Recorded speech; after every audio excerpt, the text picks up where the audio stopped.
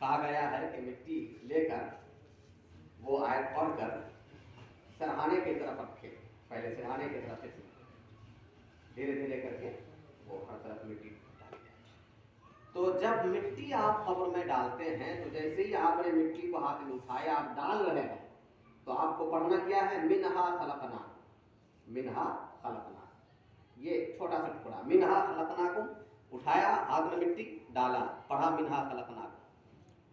تو اب یہاں پر آپ کو غور کرنا ہے کہ منہا خلقناکم قرآن میں ہے، اللہ کا حکم ہے اور ہم پڑھ رہے ہیں، تو مقصد کیا ہے، معنی کیا ہے، مطلب کیا ہے؟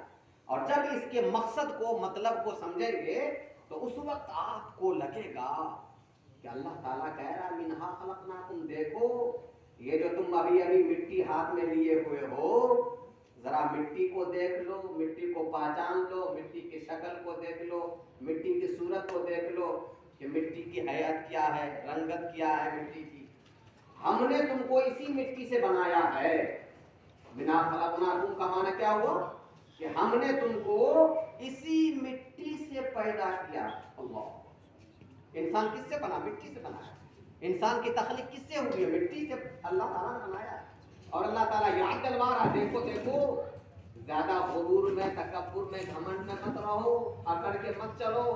منہا خلقناکم، ذرا اپنی پیدائش پر بھی کبھی کبھی غور کر لیا کرو۔ منہا خلقناکم، ہم نے تم کو اسی مٹی سے بنایا ہے۔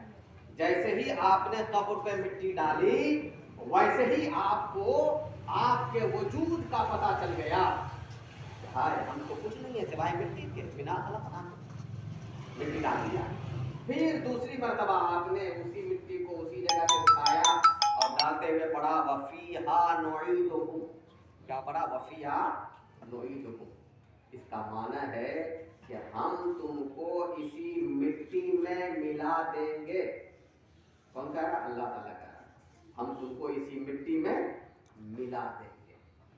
اب ٹھہر جائے، حکم ہے اللہ کا کہ ہم تم کو اسی مٹی میں ملا دیں گے۔ اور کمال لطف کی بات یہ ہے کہ اللہ تعالیٰ کہہ رہا ہے کہ ہم مٹی میں ملا دیں گے اور اپنے بندوں ہی سے مٹی میں ملوا بھی رہا ہے، اپنے بندوں سے مٹی میں ملوا رہا، اپنے بندوں ہی سے یہ کام کروا رہا ہے۔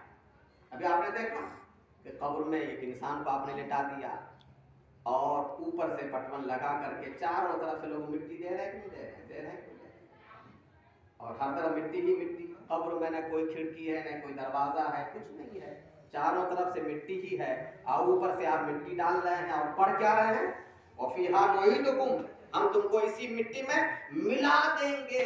اللہ، کمال لطف یہ ہے کہ اللہ تعالیٰ کہہ رہا ہے کہ ملا دیں گے اور اپنے ہی بندوں سے ہی اپنے بندے کو مٹی میں ملوا بھی رہا ہے، اور کہہ رہا دیکھو آنکھ کھول کر دیکھ لو، ذرا آج عبرت کی نگاہ سے دیکھو، آنکھ اس لیے کھولو کہ آج تم نے جس کو مٹی میں ملا رہا ہے کل تم کو بھی مٹی میں مل جانا ہے۔ وفیہا نعیدکم، ہم تم کو مٹی میں ملا دیں گے، اللہ کا حکم ہے۔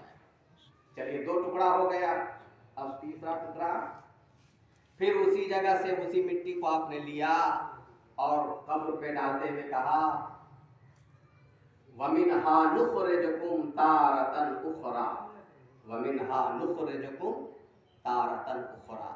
اس کا مطلب یہ ہے کہ ہم تم کو دوبارہ اسی مٹی سے نکالیں گے، سبحان اللہ، ہم تم کو دوبارہ اسی مٹی سے نکالیں گے۔ سبحان اللہ۔ اب سمجھ میں بات نہیں آتی ہے کہ اللہ تعالیٰ ملا بھی دیا، کہا کہ ہم ملا دیں گے، ملا بھی دیا، اور کہا کہ ہم تم کو دوبارہ مٹی سے نکالیں گے، اور وہ پروردگار ہے، اس کی شان یہ ہے کہ وہ کہے کن ہو جا تو فیکون، وہ چیز ہو جاتی ہے، یہ اللہ کی شان ہے۔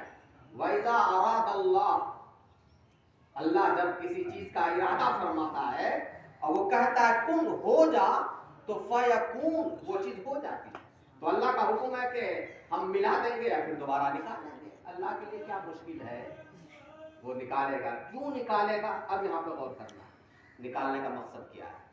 نکالے گا صرف اسی لیے تاکہ آپ سے پوچھا جائے کہ تم کو ہم نے زندگی دی تھی تو کیسے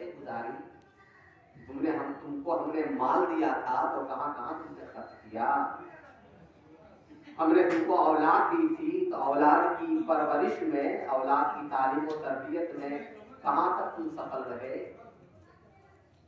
یعنی قبر میں ڈالنے کے بعد اور قبر سے جو اللہ تعالیٰ اٹھائے گا، مطلب یہ ہے کہ ہمیں قیامت کے روز کھڑا ہونا ہوگا اور اپنے اعمال کا حساب دینا پڑے گا۔